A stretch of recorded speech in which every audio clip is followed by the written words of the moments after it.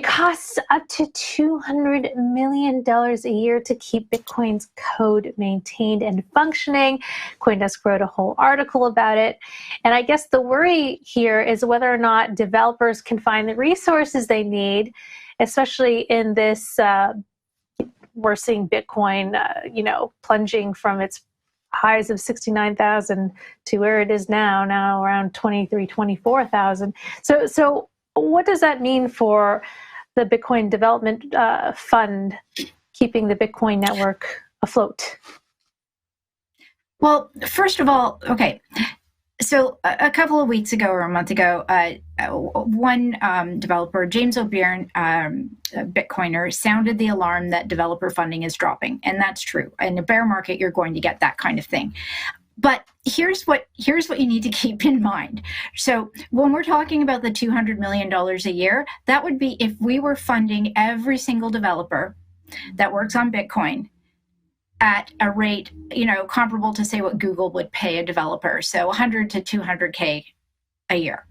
That is not what happens with Bitcoin and Bitcoin developers. So the number of monthly active developers in the Bitcoin ecosystem has tripled since 2018 and is at roughly 1,000 active developers a month. And that's where we're getting that number from.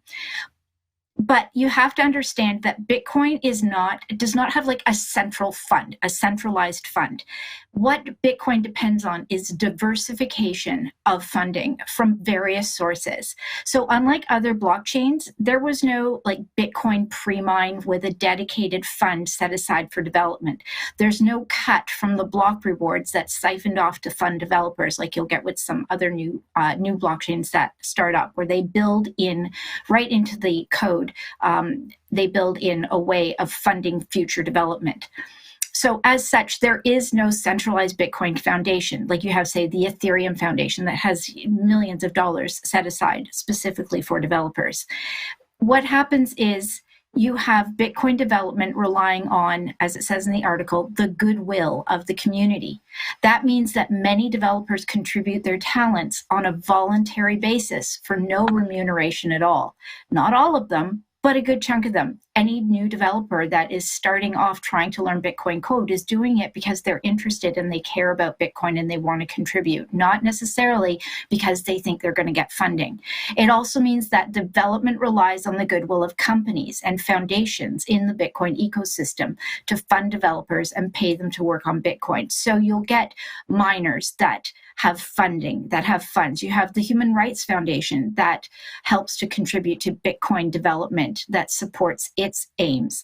You'll have developers that, foundations or companies that are working on the Lightning Network that fund Lightning development because it's good for what they do, and they know it's important to support developers in order to support the ecosystem that their businesses depend on. And that is where we're getting our funding from to work on Bitcoin. And diversification is a good thing, even if it makes the situation a little tenuous in a bear market, because we don't have the interests of one particular foundation or one particular company that is directing the focus of Bitcoin development. So, for example, Spiral, Stephen Lee from Spiral, he refers to what is called a 10 by 10 model. Let's get, say, 10 organizations that fund 10 developers each. Let's start with that. And maybe that will grow and we'll get more. And the other thing to keep in mind is when we're talking about Bitcoin development, we're not talking about necessarily big development projects like Taproot, things that really move Bitcoin forward. Those are great, but developers are maintainers as well. They're the ones who check for bugs in the code. They're the ones who do the little tweaks that make big things possible. And that's where we need to make sure we are always focusing our energy. So are we scared? No, because there is funding for Bitcoin. Is there enough? Not right now, and I don't know, is there ever enough? So hopefully builders still build in a bear market, and there will be more funding down the road. Earlier this week, we did have a chance to speak to the Human Rights Foundation and about their Bitcoin Development Fund, 2 billion sats they had in there that they're giving out. Also this week, Bitcoin Core developer Marco Falca announced that he's transitioning away from his role. Do you think that has anything to do with a lack of resources? I don't think so. He did not mention anything to that idea. But what also kind of puzzled me is that they said that he was one of 5 official key core developers. Why only 5? Yeah, that's been a little bit of a concern. So there are lots of developers, but then there are maintainers, and there is a core of developers who have commit access, who are able to actually make changes. So all the developers can submit code to Bitcoin Core. They are able, and that's the main implementation of Bitcoin is Bitcoin Core.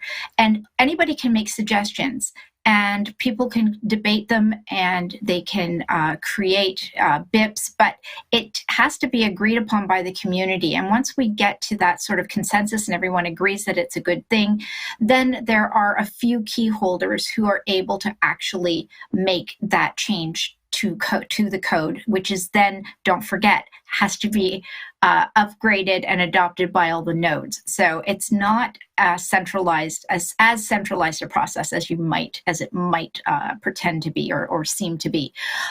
But yeah, it's a little concerning that we only have a few people with keys. It used to be a larger number, but the more developers we have that are high level and have high level understanding of the code, perhaps that those keys will be shared a little more widely. We did get Gloria Zhao, who has recently been added as a maintainer, and she is definitely an important part now of maintaining Bitcoin. Great to see a woman added to the roster.